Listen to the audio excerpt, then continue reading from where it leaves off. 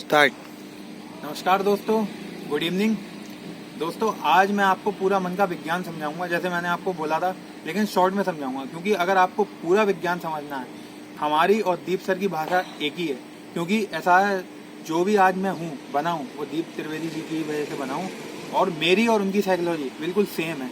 उनकी ही तरह मैं बन गया हूँ, मैं और मेरा भाई दोनों। तो साइकोलॉजी सेम है, तो जो मेरे अंदर है वो सिर्फ उन्हीं का व्यक्तित्व घुस गया है पूरा, और ओरिजिनल व्यक्तित्व है। तो आज मैं आपको शॉर्ट में समझाऊंगा, तो आप थोड़ा सा बताना स्टार्ट करता हूँ।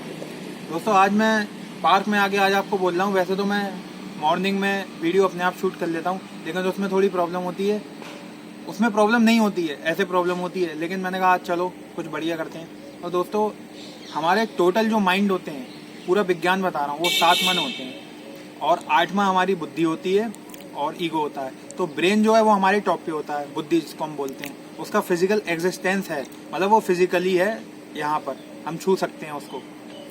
जैसा कि विज्ञान बताता है कि ब्रेन के बारे में वो जानता है, ठीक है। वो मन के बारे में नहीं जानता, उसके बारे में, उसकी गहराइयों के बारे में नहीं जानता।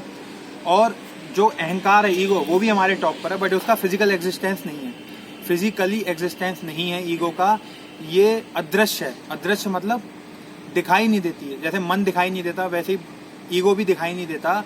ये डिफेंड करता है, ये ब्रेन को डिफेंड करता है। जैसे हमने किसी चीज़ के पीछे दृढ़ निश्चय कर लिया है, तो जैसे दृढ़ निश्चय कर लिया है, अब हम कह रहे हैं मैं खाना नहीं खाता हूँ, या मैं इस धर्म में मानता हूँ, तो मैं ये काम नहीं करूँगा।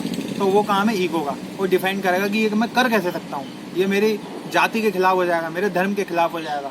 ऐसे ही ये तो गलत उपयोग है ईगो का। ऐसे ही अच्छा उपयोग ईगो का ये होता है कि मैं पीस में हूँ, मैं बिल्कुल अच्छे से हूँ। मेरे अंदर जो अच्छा ईगो है वो ये है कि मैं रिसोल्यूशन ले रहा हूँ कि डेली मेरे को रनिंग करनी है अच्छे से, और मैं अपने को वेट मैनेजमेंट करूँगा, और कोई भी मुझे इसके लिए रोक नहीं सकता, ठीक है।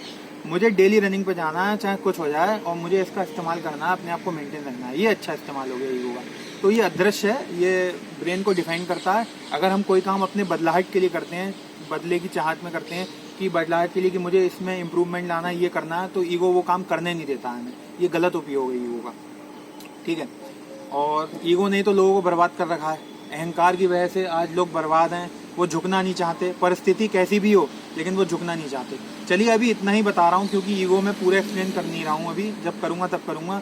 अहंकारी लोगों को मारे हुए, और जो इंसान झुकना चाहता है, परिस्थिति के अकॉर्डिंग झुक लेता है, वही आगे कुछ कर पाता है। वरना जो झुकता नहीं है वो तो खत्म हो जाता है, बर्बाद हो जाता है। उसके चेहरे पे दिख जाता है कि ये कितना अहंकारी आदमी है। और अहंकारी लोग से हर कोई बचता है।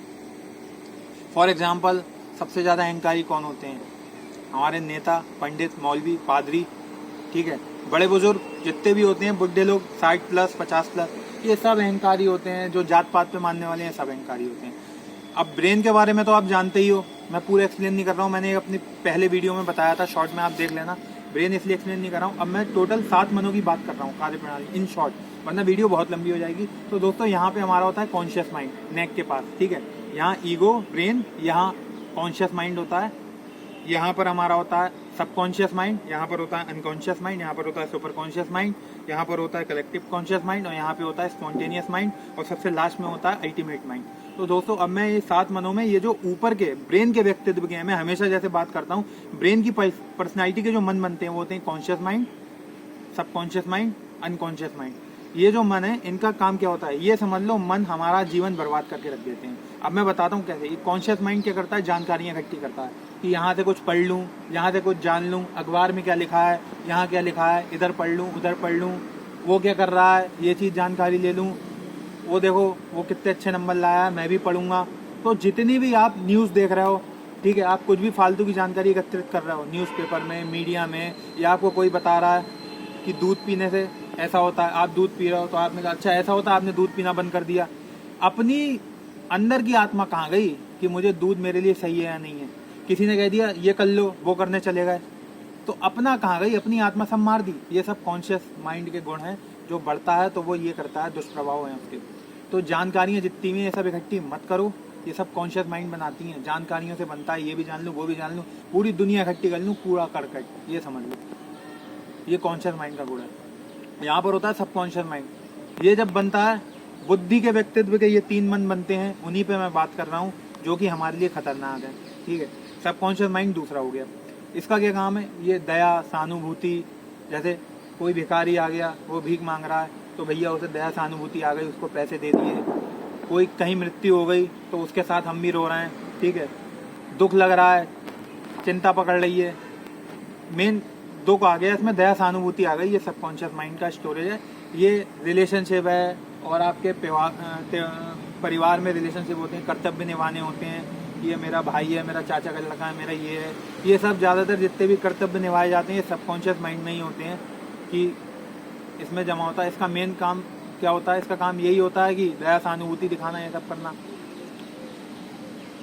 अब बात करता हूँ मैं नीचे, सबसे नीचे अनकॉन्शियस माइंड की। इसको जरा ध्यान से समझ लेना। ये जो अनकॉन्शियस माइंड होता है ये डायरेक्ट कनेक्ट होता है हमारे ब्रेन से। होते ये तीनों हमारे ब्रेन से कनेक्ट हैं, लेकिन जो अंतिम हमारा मृत्यु का क्षण होता है, जब हमें मौत आती है, तो जो हमारा मौत का भय होता है वो यहाँ पे अनकॉन्शियस माइंड पे छुपा होता है, इसकी गहराइयों में चला जाता है।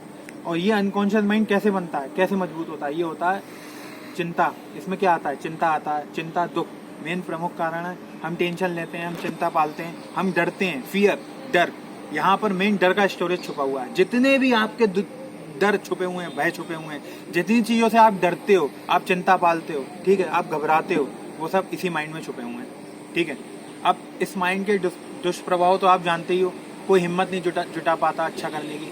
मैं हिम्मत अगर आज जुटा पा रहा हूँ ये बोलने की, या साइकोलॉजी मेरा सब्जेक्ट है, या आज मैंने दुनिया पे मेरा साम्राज्य होगा कल, या मेरे अंदर नई नई हिम्मत है कुछ करने की, कुछ कर दिखाने की, या कुछ भी दुनिया हिला देने की, तो जब ये सारे मन कमजोर हो जाएंगे, हट जाएंगे, मैं शून्य में हो जाऊंगा, ब्रेन के व्यक्तित्व के मन हटा दूंगा मैं तभी कुछ कर सकता हूँ। और डर जब तक होगा आप कुछ कर नहीं पाओगे, बड़ा कर नहीं पाओगे, आपके माँ बाप आपको नहीं करने देंगे। क्यों? अनकॉन्शियस, सबकॉन्शियस और कॉन्शियस माइंड बना रखे हैं, उसकी वजह से दुख, चिंता है, डर के मारे कोई हिम्मत ही नहीं हो रही कुछ करने की। तो ये सब जो है डर का, यहाँ पे मेन डर का स्टोर है। डर, चिंता, दुख, जितनी भी आपको बीमारियां पकड़ती हैं ये सब समझ लो इन्हीं मनों से कनेक्टेड हैं 99%। और 99% बीमारियां ब्रेन के व्यक्तित्व की होती हैं, ऊपर के मनों की, ठीक है। 1% इसलिए छोड़ रहा हूँ, वो फिजिकल बॉडी की होती है। चोट लग गई, हाथ जल गया, एक्सीडेंट हो गया, दावे के साथ कह रहा हूँ, पक्के अनुभव के साथ, ठीक है।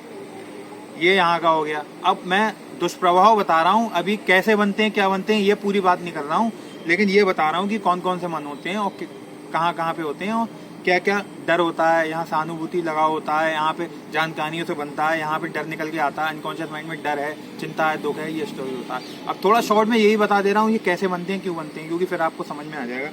अनकॉन्शियस माइंड, जब बच्चा पैदा होता है, हम पैदा होते हैं, तो स्टार्टिंग वहीं से होती है। अब समझ लेना आप लोग खुद, ये करो, ये मत करो, ठीक है। डराते हैं उसको, कोई भी पाप पुण्य पकड़ाते हैं, मंदिर मस्जिद के नाम पे पाप पुण्य पकड़ाते हैं, नॉन वेज के नाम पे पाप पुण्य पकड़ाते हैं, हिंदी में समझ लो, ठीक है। डराते हैं बच्चे को, या कुछ भी बच्चा खुल के नहीं कर पा रहा, उसको डराया जा रहा है, पाप पुण्य पकड़ाया जा रहा है, तो उससे हमारा अनकॉन्शियस माइंड बनता है और डर उसमें घुसता चला जाता है और चिंता बढ़ती रहती है, ठीक है। सबकॉन्शियस माइंड भी इसीलिए बनता है, स्टोरेज बनता है कि जब ज़्यादा डर की अति हो जाती है, सबकॉन्शियस माइंड भी बनना लगता है, दया सहानुभूति छा जाती है। जब हम लोग ये ऐसी बातें करते हैं चारों तरफ कि देखो ऐसा नहीं होना चाहिए, वैसा नहीं होना चाहिए, वो देखो वो मर गया, ठीक है, और ये देखो बेचारा कितना गरीब है, तो ये बातें भी वही लोग करते हैं जिनके अंदर ये बातें घुसी होती हैं। अगर मुझे लगेगा कि आज मुझे मेहनत करनी पड़ेगी, मुझे रोटी नहीं मिलेगी, तो मुझे दुख होगा, भाई इस भिखारी को भी रोटी नहीं मिल रही है, लाओ इसको 10 रुपये दे दूं। और अगर मुझे लगेगा मैं अपने कर्मों पर विश्वास करता हूँ, चाहे कुछ हो जाए, मैं भीख नहीं मांगूंगा, मैं अपने कर्मों पर विश्वास कर रहा हूँ, मैं कुछ भी करूंगा, लेकिन मैं भीख नहीं मांगूंगा, तो मैं उस भिखारी को भी भीख नहीं दूंगा। क्यों?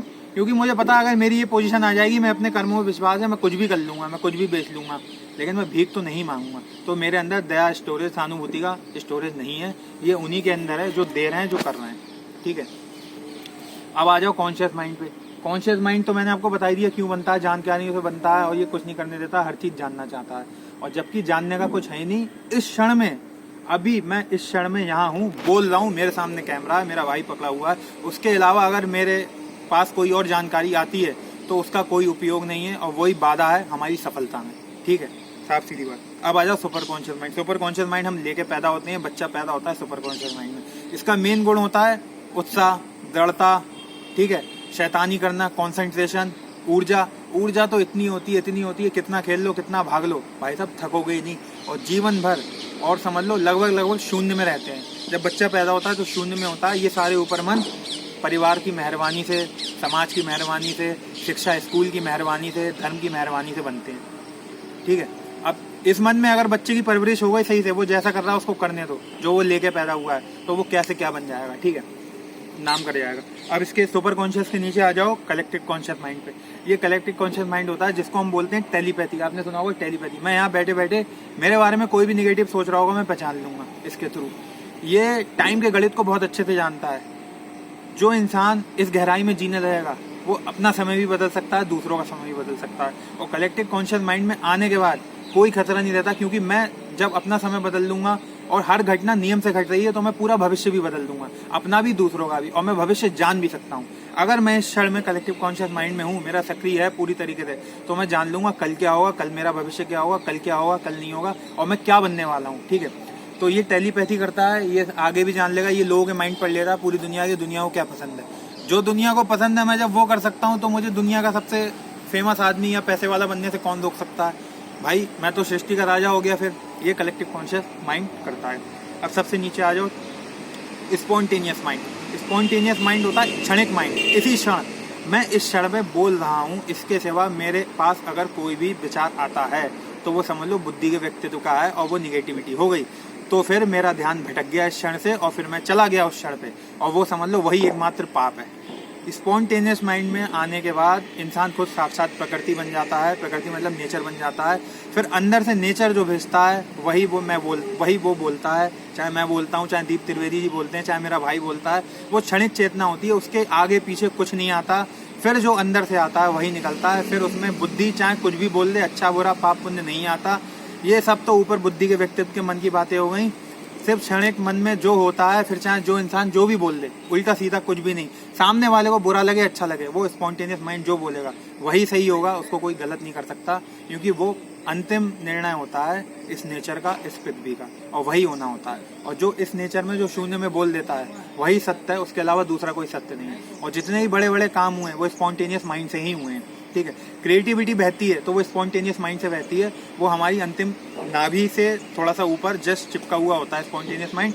सारी क्रिएटिविटी दुनिया की होती है, उसी से बहती है। बिल गेट्स हो गए, स्टीव जॉब्स हो गए, एडिसन हो गए, आइंस्टाइन हो गए, जितने ही बड़े बड़े कलाकार हो गए, हरिवंश राय बच्चन हो गए, गालिब हो गए, दीप त्रिवेदी जी हो गए, और चलो एक लेवल ये हो गया, एक लेवल और बताता हूँ। आमिर खान हो गए, शाहरुख खान हो गए, ठीक है, और आपके ड्वेन जॉनसन रॉक हो गया, ठीक है, क्रिस्टियानो रोनाल्डो हो गया। ये सब जो हैं इसी का परिणाम है। ठीक है, अब समझ जाओ भाई उनकी चेतना कितनी सटीक है। अब एक लास्ट माइंड हो गया अल्टीमेट माइंड, जो कि हमारे नाभि पे होता है। इसको आप चाहे दृष्टा बोल लो, चाहे गॉड बोल लो, चाहे ओमनी प्रेजेंट बोल लो, चाहे भगवान बोल लो, चाहे कुछ भी बोल लो, ये अल्टीमेट माइंड होता है। ये एंड में इस श्रेणी में आप कृष्ण, बुद्ध, क्राइस्ट इनको रख सकते हो, ठीक है, मोहम्मद इनको रख सकते हो। तो इस श्रेणी में आने के बाद तो फिर ये, और स्पॉन्टेनियस माइंड इसके निकट ही है। बस कुछ नहीं, आज तरक्की हो रही है तो नेचर ने स्पॉन्टेनियस माइंड यहाँ पर इससे थोड़ा सा जस्ट चिपक के कर दिया, ताकि तरक्की के साथ हम लोग भी मौज मस्ती कर सकें। वरना पहले इतना तरक्की थी नहीं, विज्ञान था नहीं, तो इस वजह से जो था इस अल्टीमेट माइंड में ही सब रहते हैं। ये लोग भी अल्टीमेट माइंड के निकट ही रहते हैं। अब तरक्की में करना है तो स्पॉन्टेनियस माइंड का मजा लेना पड़ेगा। स्पॉन्टेनियस माइंड में ही सारे मौज मस्ती शौक कर सकते हैं। तो इसीलिए स्पॉन्टेनियस माइंड में ही आज के टाइम के लोग रहते हैं, विज्ञान के लोग। और अल्टीमेट माइंड में आप बोल सकते हो, क्योंकि अल्टीमेट माइंड, स्पॉन्टेनियस माइंड एक तरीके से एक ही रूप है, कोई ज़्यादा बड़ी बात नहीं है। ठीक है, तो ये मैंने आपको पूरा इसका बता दिया है, और मेरे ख्याल से वीडियो काफ़ी लंबी हो गई है, तो अब मैं यहाँ पर इसको एंड करता हूँ। ठीक है, बाय।